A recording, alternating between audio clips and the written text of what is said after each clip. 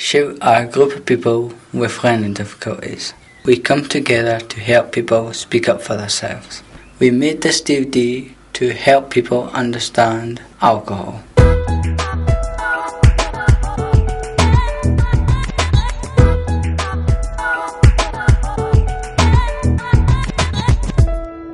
What are units? Units are the measurement that we use to measure alcohol. It's different depending on what drink you're having. The Medical Council has recommended that women don't drink more than 14 units a week and men don't drink more than 21 units a week. However, this shouldn't all be drunk at once, and you should have 2 or 3 nights a week where you're not having anything to drink. How do people know the number of units in a drink? The bottles will actually tell you how much are in them. This bottle's of Morgan's has 24.5 UK units, and it tells you that on the back. And this bottle of vodka has 28 units, and again it tells you on the back. You can also get from Drinkaware website, you can get one of these wheels, and they'll actually tell you how much alcohol is in each glass. It's got all the different types of alcohol that you can buy from the pub, and it shows you what one measure would be, 2, 3 and 4 on it as well. So that helps you to keep an eye on how much you're drinking. You should be able to ask bar staff as well, and they should be able to give you an idea of how many units are in your drink. Are the short-term effects of drinking too much? The short-term effects of drinking too much can be that you end up very drunk, first of all, and so you can end up quite unsafe, and you can vomit and choke on your vomit, or sometimes people aren't even aware that they are actually vomiting because the whole body slows down, and the stomach would be able to push vomit out normally, but when somebody's very drunk, it can sometimes just go up to here, and so nobody knows that they're actually choking on their vomit because they don't see any vomit. Where can people buy alcohol? You can buy alcohol in many places these days. You can get alcohol in corner shops, in supermarkets, in restaurants, and in bars and clubs and pubs. How can people avoid getting too drunk?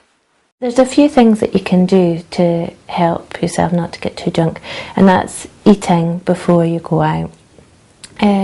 If you have something just to line your stomach, it'll mean that you probably choose to drink a bit less. And if you drink non-alcoholic drinks in between your alcohol drinks, and if you have a bit more, if that was your 1 unit of alcohol, you would maybe fill that up with lemonade, so you'd maybe have a bit more of a mixer with it rather than just the straight alcohol. And if you drink plenty of water as well, that can also help to dilute the alcohol a little bit as well. How can people keep safe on a night out? If you're in a pub or club, it's quite useful to take toppers, especially if you're going to be drinking out of a bottle, like an Alco Pops bottle or a beer bottle, as they can be used to stop people spiking your drink. You want to think about how you're getting home safely before you even go out in the evening. Make sure that you've got taxi numbers handy, or that somebody's coming to pick you up, or that there's a designated driver. Wear plenty of clothes because, like I said earlier, your body will slow down, and hypothermia is a real risk.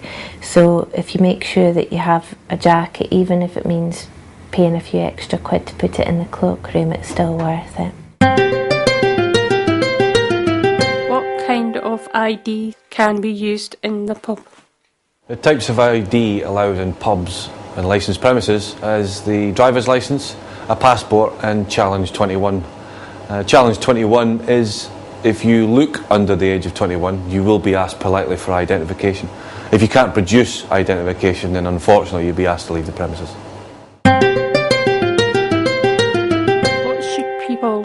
when asked to buy alcohol for under 18s? If someone's asked to buy alcohol for an individual under the age of 18, I would hope they would do the right thing and inform a member of staff so that that individual can be dealt with in such a way where they'll be asked again to leave the premises. Do people have to buy alcohol when they're in a pub? I would hope customers don't feel the pub is just somewhere to come and buy alcohol. I think it's a good meeting place. It's a hub of the community. There are many different types of drinks available, from non-alcoholic beers to low-alcohol wine, soft drinks, tea and coffee. So I would hope that wouldn't be the case. What will bar staff do with someone who's had too much to drink? If someone's had too much to drink, they'll be asked politely to leave the premises. If on occasions they're already on the premises, i.e. they may have been over celebrating throughout the day, if they're getting a little bit boisterous and a little bit loud and upsetting other customers, again they'll be asked politely to leave. What should people do when they see someone causing trouble? The staff are trained on a 6-monthly basis to deal with various situations.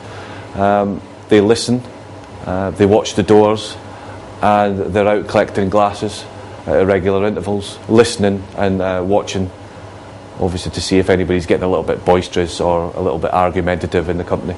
If someone's been verbally or abusively dealt with or spoken to on the premises, I would hope that that individual would come to a member of staff and inform the member of staff or my door staff at the weekends, and they will be dealt with accordingly. If they do feel that someone is getting a little bit loud and a little bit boisterous, they will intervene at that point and ask them kindly to keep the noise